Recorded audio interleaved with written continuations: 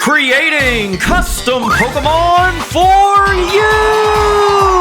Welcome back, everyone, to the show where we select lucky commenters to spin a series of random wheels that give us factors for a Pokemon that we then create just for you. We have a great show for you tonight. We're going to make 4 custom Pokemon as always, but before we get started, I do have some quick reminders. First of all, if you end up liking today's episode, make sure to hit the like button and subscribe so you don't miss the next one. And of course, if you want a custom Pokemon for yourself, all you have to do is leave a comment under this video because I'll be randomly selecting people from this video's comments for the next episode. That's right, everyone who gets a custom Pokemon is just randomly selected from the comments. It's just the most fair that way, but it also makes it way more important to subscribe with the notification bell turned on, because the only way you would know if you got a custom Pokemon is to see the episode, and you wouldn't want to get one and miss it. That would be an absolute tragedy, so don't let it happen to you. Subscribe now, and without further ado, let's get into the first Pokemon. And this one will be for Samalama. I appreciate the kind words, but trust me, y'all do way more for me than I could ever do for you, so thank you. But anyway, Sam, let's start by getting the power level of your Pokemon, and you are going to be regular. Nothing wrong with that. Now let's see how many times your Pokemon can evolve, and you got 1, which makes you a 2-stage evolution line. Now let's see what typing your Pokemon's going to be. Your first type is going to be None, which means whatever this next type is, it's your only type, and it's Cosmic. If you don't know, Cosmic is our fan-made type, and I don't think we've ever had a pure Cosmic type, so this is interesting. And the last step before I see which Pokemon looks like, let's see if it has an X Factor, and you do a signature move. Cool.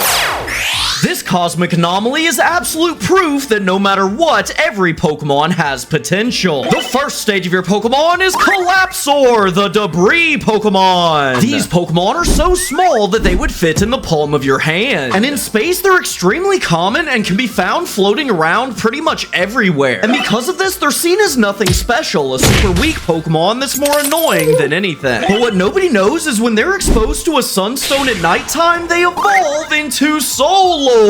These Pokemon are bursting with cosmic energy, which makes them a huge threat to enemies, but also to themselves. Its signature move is called Decimate, a self-destructing move that deals 260 damage to all Pokemon. But not only that, it also leaves the battlefield destroyed, ending all active effects such as terrains and weather. And that's gonna do it for today's first Pokemon. This one was a ton of fun to make. It's sort of like a Cosmic-type Magikarp where the first stage is seen as super weak, but the evolution is insane. And I feel like that sort of theme was something our region was missing before, but now we have it, which is super cool. For the shinies, I made the evolution yellow to be a reference to the sun, and I think it looks nice. But now let's get into the second Pokemon. And this one will be for Zeruzils. I'm glad you're excited about the eventual fan-made game. So alright, Zru, let's start by getting the power level of your Pokemon, and you are going to be regular. There's nothing wrong with that. Now let's see how many times your Pokemon can evolve, and you are going to get 0, which actually makes you a basic Pokemon. Now let's see what typing your Pokemon's going to be. Your first type is going to be the Steel type. That's a good, strong, competitive type, and Steel fighting type. Interesting. And the last step before we see what your Pokemon looks like, let's see if it has an X Factor, and you do a corrupted form. It's been a while since we gotten one of those. That's awesome.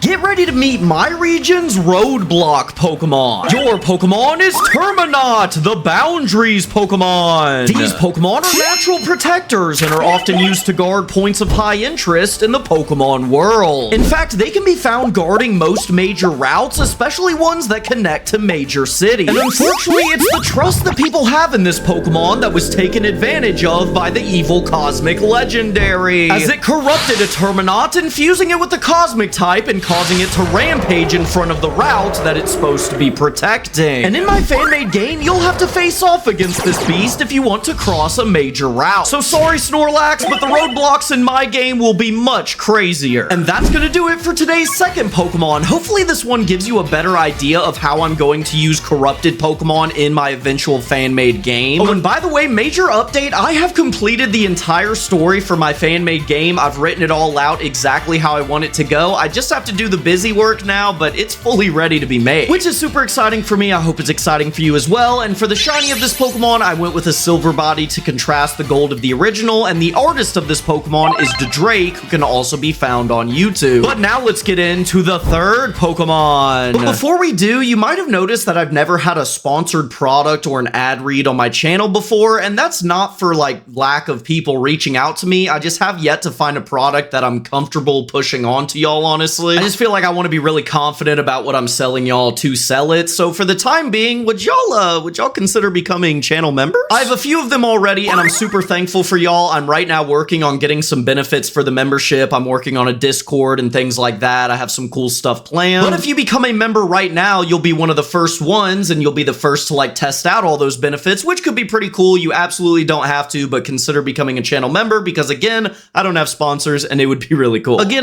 don't have to. Let's get back into the Pokemon. Just throwing that out there. Thanks. And this one will be for Blue Laser Productions. Welcome back. So alright, Laser, let's start by getting the power level of your Pokemon, and you are going to be regular.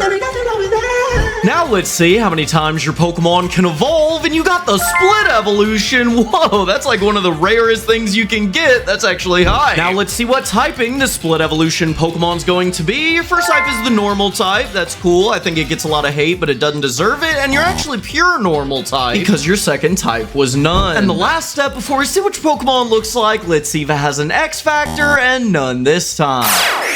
This inventive creature proves that one Mon's trash is another Mon's treasure. Your Pokemon is Recraft, the heroic Pokemon. This Pokemon is a huge fan of comic books and has dreams of one day being a hero itself. And it's even known to build its own superhero costumes out of pieces of trash that it finds laying around. And after reaching level 22, having this Pokemon interact with different items in the overworld will yield different evolutions. Interacting with a trash can will evolve into Reclaim. This Pokemon has turned the metal of a common trash can into a protective armor that few attacks can penetrate, as it decimates foes with a surprisingly sturdy paper towel roll. Interacting with a newspaper will evolve into Resoar. This Pokemon has unlocked the ability of flight by crafting wings, which are 100% recyclable. Just don't take it out in the rain. Interacting with a soda can will evolve into Resume. These Pokemon are extremely fast, utilizing the power of shaken up soda bottles to fizz their way through the battlefield, leaving the opponent severely caffeinated.